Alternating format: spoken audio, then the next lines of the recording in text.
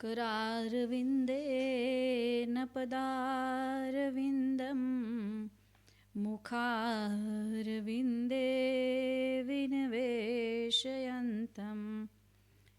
वटस्य पत्रस्य पुटे शयानं बालमुकुन्दं मनसा स्मरामि। श्रीकृष्ण गोविन्द हरे मुरारे, हे नाथ नारायण वासुदेव। जिह्वे पिबस्वा मृतमेतदेवं गोविन्द दामोदर माधवेति।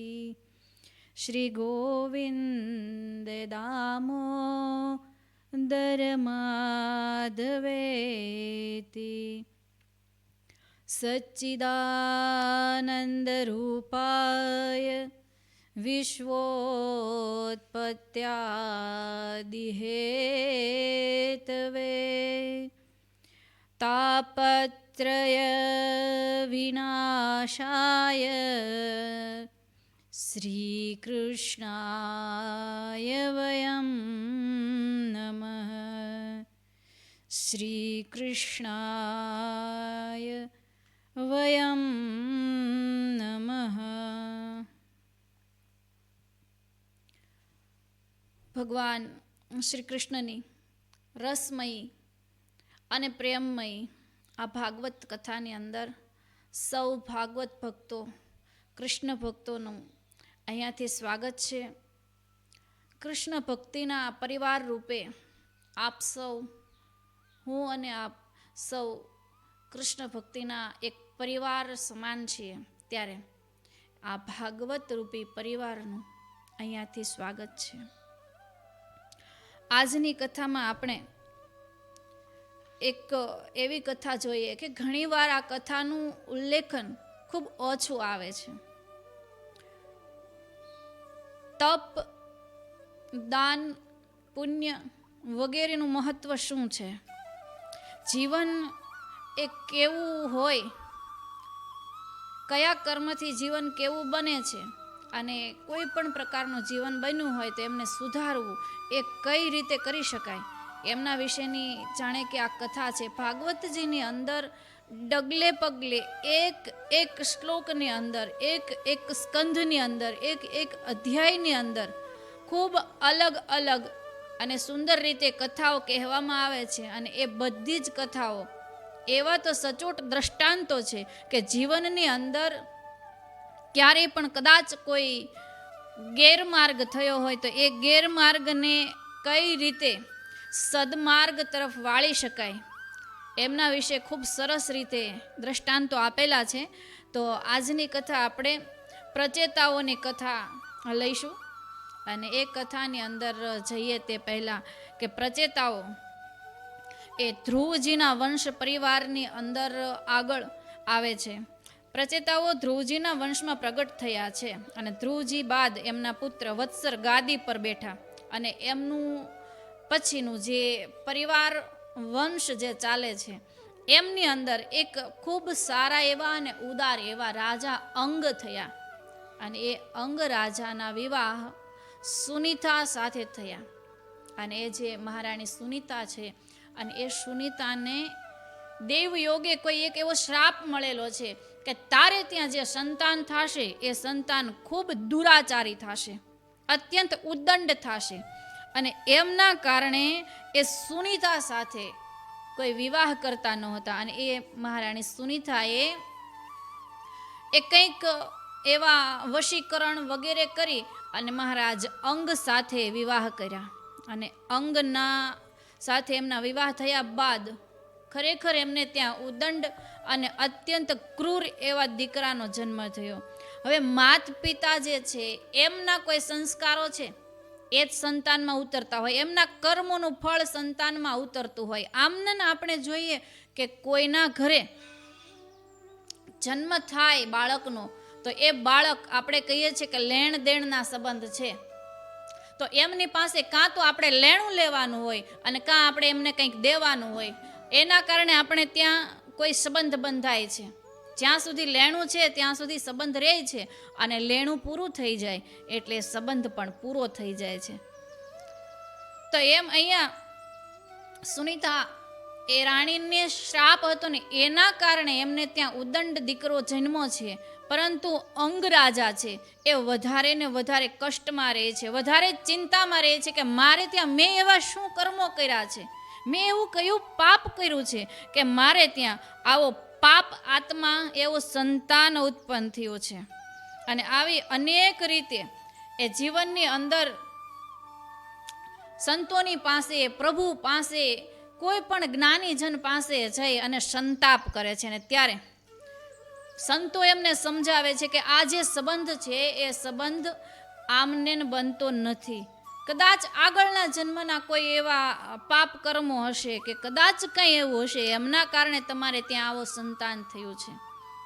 એક ખૂબ સારું દ્રષ્ટાંત છે કે બે મિત્ર હતા અને એ બંને મિત્ર વચ્ચે ગાઢ મિત્રતા હતી, અને એ મિત્રતાને લઈ અને એ બંને મિત્રો કોઈ પણ કામ કરે તો એક સાથે જ કરતા. ખૂબ જૂના સમયની વાત છે, અને એ સમયે એ બંને મિત્રોની વચ્ચેની એવી મિત્રતા કે એકબીજાને મૂકીને જમવું નહીં, એકબીજાને મૂકીને કોઈ પણ કામ કરવું નહીં, આટલી બધી ગાઢ મિત્રતા. અને એવી મિત્રતાને કારણે એક વખત બંનેની પાસે થોડા થોડા કંઈક પૈસા હતા, અને એ પૈસા લઈ અને એ બંને મિત્રએ વિચાર કર્યો કે આમને આપણી પાસે જે રૂપિયા છે, જે ધન છે એ વાપરશું તો વપરાઈ જશે, વેડફાઈ જશે. એટલે એક કામ કરીએ કે કોઈ જગ્યાએ કોઈ કંપની હોય, કોઈ બિઝનેસ હોય, એમની અંદર રોકાણ કરી દઈએ, અને એ પૈસા રોકાણ કર્યા બાદ એમની અંદરથી કંઈ પણ ફળ મળે એ આપણે આખી જિંદગી એમાંથી ચાલે. આવો વિચાર કરી અને બે મિત્રોએ વિચાર્યું કે આ પૈસાનું રોકાણ કરવું ક્યાં? તો એ સમયની અંદર એક બહુ મોટું શહેર, કે જેમ કે અત્યારે આપણે કોઈ પણ મોટા શહેર તરીકે નામ આપીએ, સુરત છે, મુંબઈ છે, કે કોઈ અમદાવાદ, ગુજરાતની અંદરના વાત કરીએ, તો આમ એવું કોઈ મોટું શહેર, અને એમની અંદર એ બંને મિત્રોએ પોતાના પૈસાનું એક કંપનીની અંદર રોકાણ કર્યું.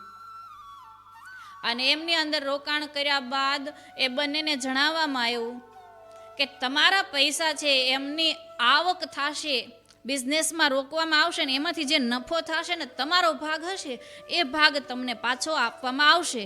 ત્યાં સુધી એ બંને મિત્રો પાછા ઘરે ગામડે આવ્યા, અને ત્યાં આવી અને અમુક સમય બાદ એ બંને મિત્રોને એક, ત્યારના સમયની અંદર ત્યારે તો ફોન કે એવું કંઈ હતું નહીં, એટલે એક જાણ કરવા માટે થઈને ચિઠ્ઠી આવી, અને એમની અંદર લખેલું હતું કે તમારા પૈસા જે છે એ એકના અનેક ગણા થયા છે. 100 રૂપિયા હતા, એમનો બિઝનેસ આગળ વધી અને અત્યારે 100માંથી તમારી પાસે લાખ રૂપિયાની કમાણી થઈ ગઈ છે, તો તમે તમારા પૈસા લઈ જાઓ.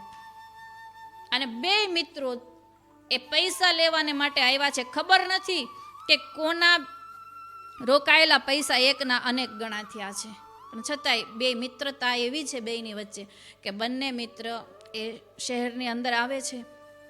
પૈસા એકના આવ્યા છે ને એકના જેણે પૈસા રોકેલા હતા, અને એ જ કંપની વધારે ને વધારે લેણામાં આવી, એટલે એ કંપની ઉઠી ગઈ. અને બીજો જે મિત્ર હતો એમણે ખાલી 100 રૂપિયાનું રોકાણ કર્યું હતું, તો એ 100 રૂપિયાના લાખ રૂપિયા એમને મળ્યા. હવે એ સમયની અંદર લાખ રૂપિયા મળવા એટલે બહુ મોટી વાત કહેવાય. તો એ મિત્રને એમ થયું કે મારી પાસે લાખ રૂપિયા છે, મારી સાથે મારો ભાઈ જેવો, ભાઈથી પણ વિશેષ એવો ભાઈબંધ છે, તો એ ભાઈબંધ અને હું બંને કોઈક સેફ જગ્યાએ જઈ અને રોકાઈએ. ત્યારે બેંકની એવી સુવિધાઓ નહોતી, ચોર લૂંટારાઓનો ડર હતો, એટલે એ બંને મિત્રએ નક્કી કર્યું કે મારી સાથે મારો પરમ મિત્ર છે, મારો ભાઈબંધ છે, તો એ તો ક્યાંય દગો ન કરે.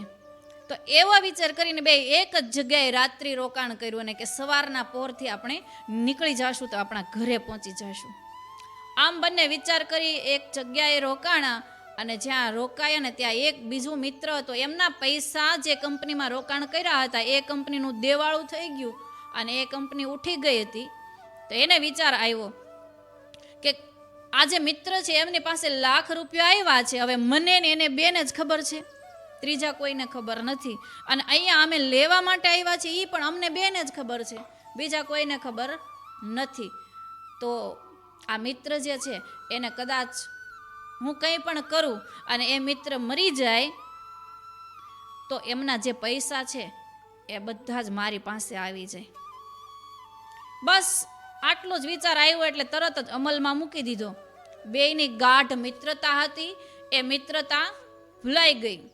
એકબીજાનો સંબંધ એવો ઘાટો હતો એ બધું જ ભૂલાઈ ગયું. અને રૂપિયો આવ્યો એટલે લોભ લાગ્યો. કોઈ દવા લાવી અને એ ભોજનની અંદર ભેળવી અને એ બીજા મિત્રને સાથે જમવા બેસે છે. પોતે જમવાનું ખાલી માત્ર નાટક કરે છે. હવે બીજો જે મિત્ર છે જેમને ધન આવ્યું છે એને ખબર નથી કે આ મારા મિત્રના મનની અંદર હવે લાલચ આવી છે. એટલે એ તો જમી ભોજન કરી અને બરાબર જ્યાં ઊંઘવાની તૈયારી કરે છે એ જ સમયે એમનો પ્રાણ છે દેહ છોડી અને જતો રહ્યો. હવે બીજો મિત્ર છે આટલી જ રાહ જોતો હતો કે ક્યારે આનો પ્રાણ ઉડી જાય અને ક્યારે એમનું કામ તમામ થઈ જાય. બીજા મિત્રનું જ્યારે મૃત્યુ થયું ત્યારે પહેલો મિત્ર છે એમણે એમને યોગ્ય જગ્યાએ કંઈ પણ કરી અને પહોંચાડ્યો. અને એમની પાસે આવેલા જે રૂપિયા છે એ પૈસા રૂપિયા લઈ અને નીકળી ગયો અને પોતાના ઘરે આવ્યો. થોડો ઘણો સમય વીત્યો અને જે મિત્ર પૈસા લઈને આવ્યો છે ને એ મિત્રના વિવાહ થયા. વિવાહ બાદ એમને ત્યાં સંતાન થયું. એ સંતાનમાં પણ દીકરો થયો અને એમની ખુશીનો કોઈ પાર નથી, કેમ કે ધન અપાર થઈ ગયું છે, વિવાહ પણ થઈ ગયા છે અને વિવાહ બાદ એમને ત્યાં સંતાનની અંદર દીકરો પણ જન્મો છે. એટલે કહેવાય છે ને, આપણે એવું જ કહીએ છીએ ને કે જે લોકો અધર્મ કરતા હોય, જે લોકો કંઈક ખોટું કરતા હોય કે ગલત રસ્તા ઉપર હાલતા હોય ને એ લોકોને સુખ બહુ હોય, અને જે લોકો સત્યના માર્ગ ઉપર હાલતા હોય, ભક્તિ કરતા હોય અને નીતિ નિયમપૂર્વક જીવતા હોય તો એ લોકો દુઃખી બહુ હોય. આવું આપણે કહીએ જ છીએ ને. પણ જુઓ એમનો અંત અને પરિણામ કેવું આવે છે કે એ જે મિત્ર હતું એમને ત્યાં રૂપિયાની કોઈ તાણ નથી, સુખ વૈભવ કહેવાય એવી વૈભવની કોઈ તાણ નથી. સુખ અને વૈભવમાં ખૂબ મોટો ફેર છે. તો અહીંયા આ મિત્રને ત્યાં સુખ છે કે નહીં, પણ વૈભવ બહુ છે. તો એ વૈભવશાળી એનું જીવન, સાથે સાથે વિવાહ થયા, સાથે વળી પાછું એમને ત્યાં સંતાનની અંદર દીકરો જન્મ્યો, એટલે આનંદનો પાર નથી. અને એવામાં થોડોક સમય ગયો અને એ દીકરો બીમાર પડ્યો.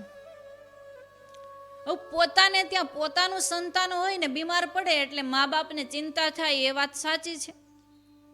તો દીકરો જે બીમાર પડ્યો એમની બીમારીને દૂર કરવાને માટે અનેક જગ્યાઓએ દવાખાનાઓએ જઈને બતાવ્યું અને રૂપિયાની કોઈ તાણ નહોતી. એ સમયના લાખ રૂપિયા એટલે ક્યાં વાત ગઈ ને. પછી તો રૂપિયો છે, રૂપિયાને કમાવે.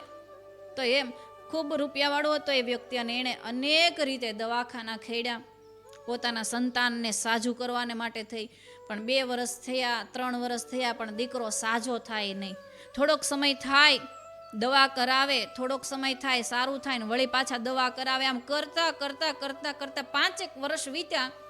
અને પછી એ દીકરો એક દિવસ, બાપ દીકરો 2 હતા, સૂતા હતા અને દીકરાને હસવું આવતું હતું. બાપ એની પાસે બેસી એનો હાથ પકડી અને માથે હાથ ફેરવી અને રડે છે કે મેં કેટલું કેટલું કર્યું પણ છતાંય આ મારા દીકરાને સારું થતું નથી. ભગવાન, મેં એવા શું પાપ કર્યા છે કે મારા દીકરાને સારું થતું નથી. અનેક માનતાઓ રાખી, અનેક દવાખાનાઓ ખેડ્યા, પણ છતાંય મારા દીકરાને સારું થતું નથી. કારણ શું છે? આવો વિચાર કરી અને રડે છે, આંખમાં આંસુની ધાર વહે છે. અને ત્યારે દીકરો છે પથારીમાં સૂતા સૂતા બાપની સામે જોઈને હસે છે. એટલે એના બાપને એકદમ આમ આશ્ચર્ય થયું કે મને રડવું આવે છે, મારી આંખમાંથી આંસુ સુકાતા નથી અને આ દીકરાને હસવું આવે છે. એમની પાછળનું કારણ શું? અને બાપે એક હળવાશથી દીકરાને પૂછ્યું કે તારું દુઃખ જોઈ, તારું દર્દ જોઈ, તારી પીડા જોઈ અને મને દુઃખ થાય છે અને તને હસવું આવે છે, કારણ શું છે? ત્યારે એ દીકરો કહે છે કે એક વાત યાદ કર, હું તને કહીશ તો એ વાત તને સમજાશે નહીં. બાપાને આશ્ચર્ય થયું કે મારો દીકરો મને તુકારે બોલાવે છે, પણ બીમાર છે એટલે જતું કરે છે. કહે છે કે હા બોલ ને, શું કહે છો? તો કે આજથી 10 વર્ષ પહેલાનો સમય યાદ કર. એ 10 વર્ષ પહેલા 100 રૂપિયા લઈ અને તમે બે મિત્રો હતા, એ બંને એક જગ્યાએ રોકાણ કર્યું ને એક કંપનીમાંથી એ 100ના તમને લાખ રૂપિયા મળ્યા, અને એ લાખ રૂપિયાને અને ત્યારે એ આટલી વાત કરી એટલે એ મિત્રને બધું જ યાદ આવી ગયું કે અમે બે મિત્ર હતા, એ મારા મિત્રની સાથે મેં દગો કર્યો, એમના લાખ રૂપિયા લેવા માટે મેં એને ઝેર ખવડાવી અને એને મારી નાખ્યો છે, અને એ જ મિત્ર, એમના જ પૈસા, એમનાથી આજે હું સુખી અને સંપન્ન દેખાઉં છું, આજે મારે ત્યાં વૈભવ ને ઐશ્વર્ય છે.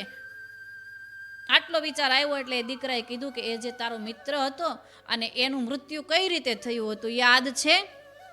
અને ત્યારે એ મિત્ર થોડુંક ઘણું એ મનની અંદર આમ સંકોચ પામે છે કે હવે હું શું જવાબ દઉં, અને કહે છે કે એ મિત્ર તારો હતો ને જે, અને એ જ્યારે એક આઘાતની અંદર, એક પીડાની અંદર મૃત્યુ પામ્યો ને, એ જ દીકરો થઈને હું તારે ત્યાં આવ્યો છું. કેમ? તો કે એ લાખ રૂપિયા તે વગર કહીએ દગો કરી અને મારી પાસેથી લીધા હતા, અને એ લાખ રૂપિયાના ઉધારવાને માટે થઈ અને હું તારે ત્યાં સંતાન થઈને આવ્યો છું. તારું લેણું છે, એ લેણું ચૂકવવાને માટે થઈ અને હું આવ્યો છું, એટલે તારે એ લેણું છે એ પૂરું કરવાનું છે અને મારે તારી પાસેથી ચૂકવણું લેવાનું છે. એટલે લાખ રૂપિયા પૂરા થશે નહીં ત્યાં સુધી મારે પીડા ભોગવવાની રહેશે અને તારે આમને ચિંતા કરવાની રહેશે. એટલે તારી પાસે અત્યાર સુધી તે જેટલા પૈસા વાપરા છે એ પૈસાને મેં હિસાબ અને ગણતરી કરી છે, બસ હવે એ પૈસાની અંદર છેલ્લા 100 રૂપિયા બાકી રહ્યા છે, અને એ 100 રૂપિયાનું તું એક સફેદ કફન લઈ આવ અથવા ચાદર લઈ આવ અને મારી માથે ઓઢાડી દે, એટલે તારું એ પૂરું ને મારું એ પૂરું. તારું દેવાનું છે એ પૂરું થઈ જાય, મારે લેણું લેવાનું છે એ પૂરું થઈ જાય, એટલે તું છૂટો ને હું છૂટો. આપણે કહીએ ને કંઈ પણ મળીએ છીએ કોઈને તો એમ કહે છે કે આ તો ઋણાનું બંધન છે એટલે મળ્યા છીએ, બાકી ખબર નહીં કોણ કોનું સગું છે. આત્મા તો યુગોના યુગોથી ભવે ભવથી ફર્યા જ કરે છે, અલગ અલગ ખોળિયાને ધારણ કર્યા કરે છે, અલગ અલગ ખોળિયાને ધારણ કરી અને અલગ અલગ નવા નવા સગા અને સંબંધીઓ બનાવ્યા કરે છે, પણ સાચો સગો ઈશ્વર છે, એ ક્યારેય ફરતો નથી. સંબંધો છે એ ફર્યા કરે છે. ખોળિયું જે લીધું, જ્યાં જન્મ લીધો ત્યાં એક આપણા સગા થયા, પણ એ જ્યારે એમની અંદરથી પ્રાણ નીકળી જાય તો ત્યારે એક ખોળિયાના સગાઓ છે એ ખોળિયાને કહેતા કે શરીરને અગ્નિ સંસ્કાર અથવા તો એનો કોઈ પણ છેલ્લો વિધિ હોય એ વિધિ કરાવી અને લેણ દેણ પૂરા કરે છે. તો આમ સંતોએ એ રાજાને સમજાવ્યું કે કદપત્યમ વરમ મન્યે સદત્ય તાચ્છુયા પદાત નિર્વિઘ્ને ગૃહાત્મતે યત ક્લેશા નિવહા ગૃહાહ. મહારાજ, તારે ત્યાં કોઈ પણ એવા કાર્યને લીધે આવો સંતાન ઉત્પન્ન થયું હોય કે તારા ઘરની અંદર ક્લેશ થયા કરતો હોય, પણ ભગવાનનો એક સિદ્ધાંત છે કે ભગવાન જે સ્થિતિમાં રાખે ને એમાં સંતોષ માનવો જોઈએ અને પ્રભુનો ઉપકાર માની અને ભક્તિ કરવી જોઈએ. ભક્તિમાં એવો દૃઢ વિશ્વાસ રાખો કે ભગવાન કદી ખોટું કરી શકે જ નહીં, અને ખોટું કરે ને એ માત્ર જીવ હોય છે, ભગવાન નહીં. ભગવાન ક્યારેય ખોટું કરતા નથી, અને એમના કરેલા ન્યાયની અંદર ક્યાંક ને ક્યાંક કંઈક તો સત્ય હોય જ છે, પણ આપણને એ સમજાતું નથી. તો આમ અનેક પ્રકારે એ અંગ રાજાને એમના નાલાયક દીકરાના પ્રત્યે જે દુઃખ થાય છે એ દુઃખની અંદરથી રાજાને એ દુઃખ દૂર કરવાને માટે સંતો સમજાવે છે. પણ એ અંગરાજાને ખૂબ એમની તકલીફ થઈ, દુઃખ થયું, અને એમના કારણે એ પોતાના પ્રાણને છોડે છે. અંગરાજા બાદ એમનો પુત્ર જે છે કે જે નિર્દયી છે, ક્રૂર છે ને ઘાતકી છે એવો રાજા, એમનું નામ છે વેન, અને એ વેન રાજા રાજગાદી ઉપર બેસી અને રાજ્ય કરે છે. પણ ત્યારે એમની ક્રૂરતાને કારણે એ રાજ્યની અંદર કોઈ પણ પ્રજાજનો સુખી નથી, અને દરેકની હાય બદદુઆ જેને આપણે કહીએ અત્યારના સમયમાં તો એવી એને લાગે છે. અને અમુક સમય થતાં બ્રાહ્મણોના શાપને કારણે એ રાજા વેન એમનું પણ મૃત્યુ થયું છે, અને એમનું મૃત્યુ એ નિસંતાનપણે થયું, અને નિસંતાનપણે મૃત્યુ થયેલું હતું એથી બ્રાહ્મણોને દયા આવી કે આ અમારા શાપને કારણે આમનો અંત આવ્યો છે, પરંતુ એમને ત્યાં કોઈ સંતાન નથી, તો હવે આ રાજ્યને સંભાળશે કોણ? અને ત્યારે એ વેનના અંગને મંથન કરી અને એમની અંદરથી પહેલા એક નિષાદ જન્મે છે અને ત્યારબાદ પૃથુ રાજાનો જન્મ થાય છે, કે જે પૃથુ રાજા એમને શ્રી હરિનો વિષ્ણુ નારાયણનો અવતાર માનવામાં આવે છે. અને એ પૃથુ રાજા એ ખૂબ સારી રીતે પૃથ્વીની અંદરથી જતા રહેલા રસકસને પાછા દોહી અને પૃથ્વીને પાછી રસવતી બનાવે છે. અને એ પૃથુ રાજાને ત્યાં આગળ જતા આજે આપણે પ્રાચીન બરહીઓની કથા કરવાના છીએ, એ એમની અંદર આગળ જતા આવે છે. તો એવા એ પૃથુ રાજાના તપને લીધે, પૃથુ રાજાના સત્કર્મને લીધે એમના વંશ પરંપરાની અંદર હવે સત્યતા, ધર્મ અને દયા આ બધી જ વસ્તુઓ આવવા લાગી. પૃથુ રાજાએ પણ પોતાના પુત્રને રાજ્ય સોંપી અને વનની અંદર જઈ અને તપ કરવા લાગ્યા. ત્યારબાદ એ પૃથુ રાજાના વંશની અંદર, એમના સંતાનોની અંદર પૃથુ પછી તેમના પુત્ર વિજિતાશ્વ થયા અને એમને 3 ભાઈઓ હતા, હર્યક્ષ, ધૂમ્રકેશ અને વૃક. આ બધાની બાદ આગળ જતા હવિધાન થયા અને હવિધાનને ત્યાં પ્રાચીન બરહી રાજા થયો. હવે પ્રાચીન બરહી રાજાનું લગ્ન શતદ્રુપી રાણી સાથે થયું અને એમની ઘેર 10 બાળકો થયા. અને તે 10 બાળકો પ્રચેતાના નામે ઓળખાયા, કે જે પ્રચેતાઓને ભગવાન શિવે સ્વયં ગુરુ તરીકે બોધ આપેલો. ભક્તિનું કે જ્ઞાનનું એ બોધ કે માર્ગદર્શન જ્યારે જેમને સ્વયં જગત ગુરુ ભગવાન શિવ આપે અને એમના જીવનની અંદર જ્ઞાનનો કે ભક્તિ કે વૈરાગ્યની કોઈ ખામી કે કોઈ કમી ન રહે, તો એમ આ 10 પ્રાચીન બરહી પ્રચેતાઓને 10ને પ્રાચીન બરહી રાજાએ આજ્ઞા કરી કે તમે તપ કરો અને તપથી શક્તિ વધે છે. પ્રત્યેક ઇન્દ્રિયોનો સંયમ રાખો અને શક્તિનો સંગ્રહ કરો. જે બળવાન છે તે બધું જ કરી શકે છે. અને આ રીતે બળવાન થવાને માટે થઈ અને તપ કરવું જરૂરી છે. અને તપ કરવાને માટે થઈ અને ઇન્દ્રિયોને વશ રાખવી જરૂરી છે. અને અત્યારના સમયમાં આપણે બધા એમ કહીએ છીએ કે મહાન વ્યક્તિ કોણ કહેવાય, તો કે જેમની પાસે રૂપિયો છે એ મહાન વ્યક્તિ ગણાય છે. બળ કોનું? તો કે જેમની પાસે વધારે જૂથ છે એનું.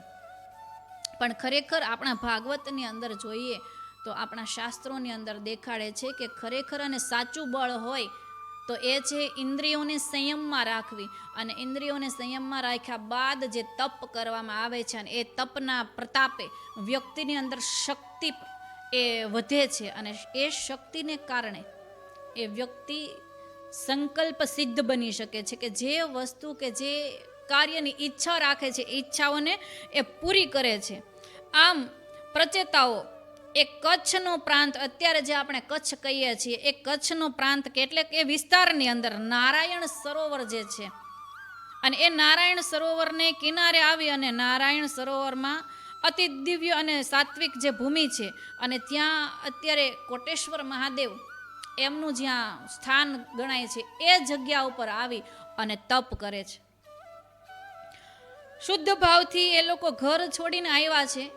કોઈના કહેવાથી કંઈ કરી નાખવું અથવા કોઈને દેખાડવા માટે વૈરાગ લાવવો એમ ના કરતા શુદ્ધ ભાવથી મનથી વૈરાગ્ય આવી જાય, પોતાની જાતે જ બધી વસ્તુઓ છૂટી જાય, તો એ વસ્તુઓને છોડવાનો અહંકાર રહેતો નથી. અને જ્યારે અહંકાર આવે તો એ વ્યક્તિની અંદર ક્યાંક ને ક્યાંક ખામી ઊભી કરે છે. પણ અહીંયા પ્રચેતાઓ એમના અંદર કોઈ પણ પ્રકારનો અહંકાર નથી કે છોડ્યું છે કે છોડીને આવ્યા છીએ કે છોડાયું છે, એ નહીં. પણ શક્તિ એ જોઈએ છે, તપને વધારી અને પોતાની અંદરનું બળ વધારવું છે. અને એટલા માટે થઈ અને એ ઘરેથી બધી જ વસ્તુઓ છોડી અને નીકળ્યા છે. અને શુદ્ધ મનથી બધી વસ્તુ છોડીને નીકળ્યા છે. તો ગુરુ તરીકે ભગવાન શંકર એમને દર્શન આપવા આવ્યા છે. અને આવું વર્ણન એ ઘણી જગ્યાઓએ દેખાડ્યું છે. અને ભગવાન શંકર એ બધાના ગુરુ છે.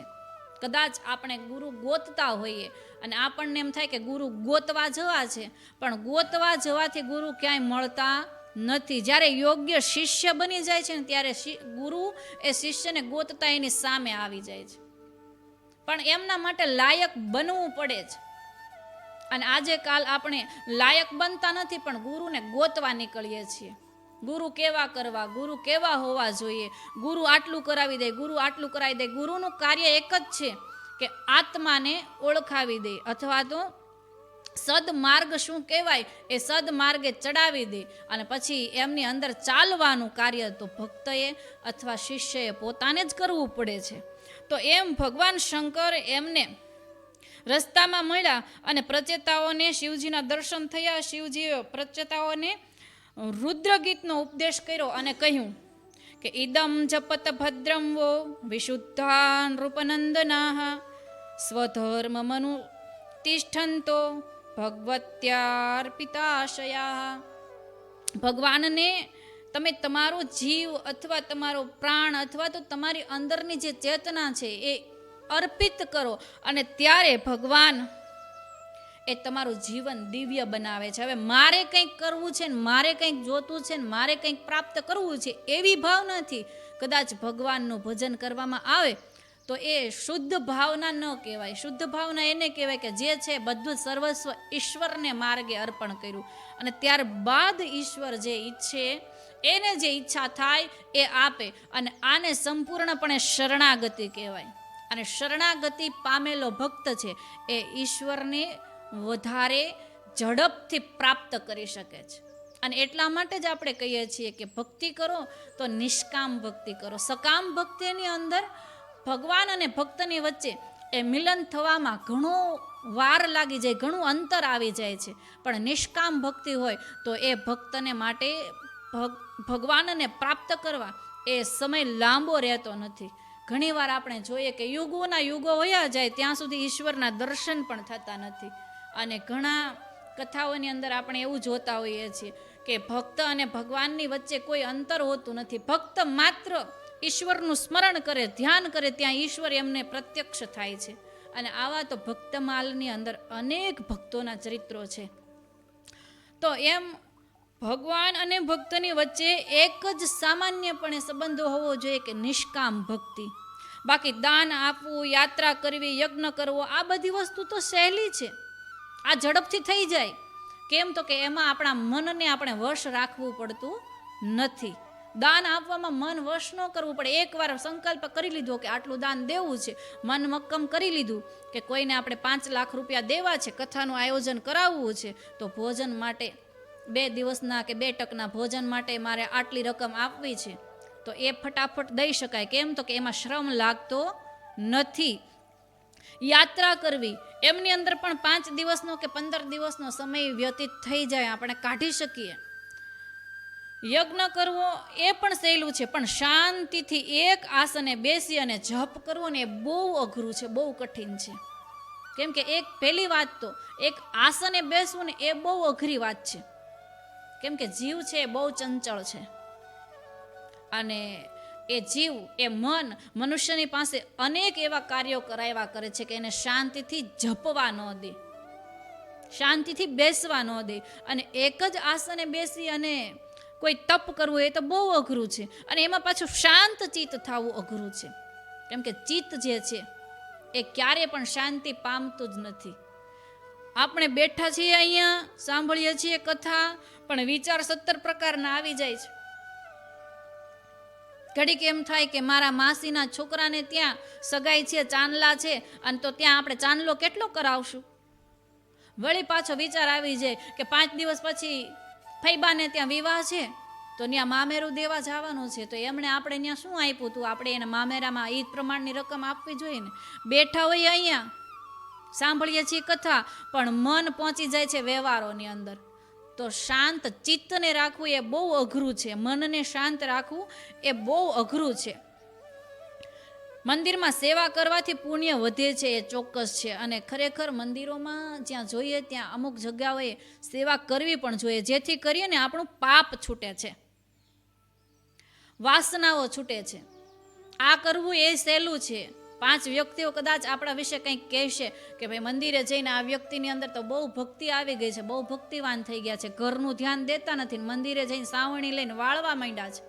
પણ એ કરવું એ આપણા માટે હિતની વાત છે. કેમ તો કે એમનાથી પાપ છૂટે છે, લોકની નિંદાની જે મનની અંદર ભય છે એ ભય છૂટે છે અને એના કારણે વાસના છૂટે છે. પરંતુ એ જીવનની અંદર પ્રગતિ એ તો મનને શાંત રાખી, સ્થિર રાખીને એક આસને એ સિદ્ધિ માટે જે મહેનત કરવામાં આવે છે ને એનાથી જ મળે છે. આમ શિવજીની આજ્ઞા લઈ અને રુદ્રગીતનો જપ કરતા કરતા એ પ્રચેતાઓ નારાયણ સરોવરની અંદર બેસી અને જપ શરૂ કરે છે. શિવજીને પૂછ્યું કે મારે કેટલા સમય સુધી જપ કરવો?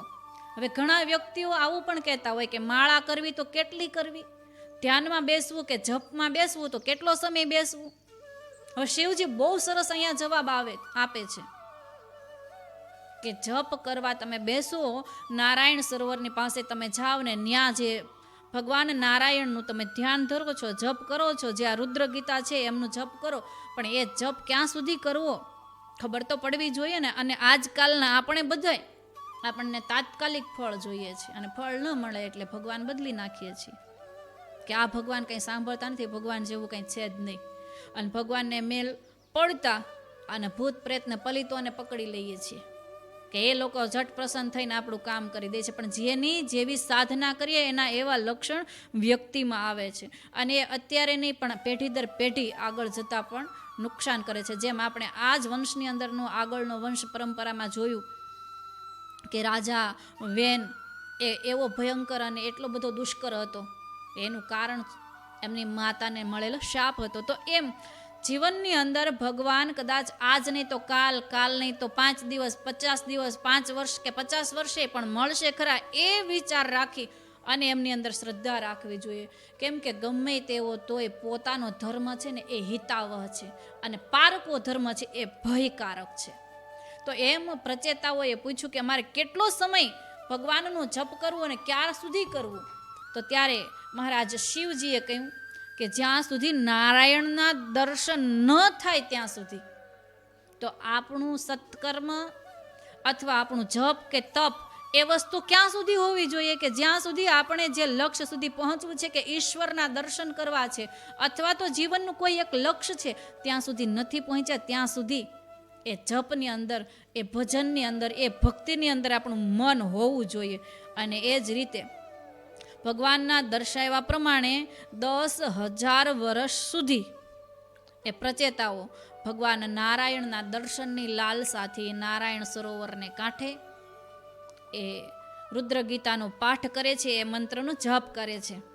અને આમ ભગવાન શિવના માર્ગદર્શનથી એ પ્રચેતાઓને ભગવાન વિષ્ણુના દર્શન થયા પણ 10,000 વર્ષે થયા. તો આ અહીંયા આપણને દર્શાવે છે કે આપણામાં મનની અંદરની સ્થિરતા એટલી હોવી જોઈએ કે ઈશ્વર ચોક્કસ દર્શન આપે છે, પણ ગુરુએ કહેલું વચન કે એણે જે કહ્યું છે એ વાતને સંપૂર્ણપણે પકડી અને ત્યાં સુધી આપણે એ વાતને કંઈ પણ ફળ ન મળે ત્યાં સુધી લઈ જવા માટેની આપણામાં ક્ષમતા હોવી જોઈએ.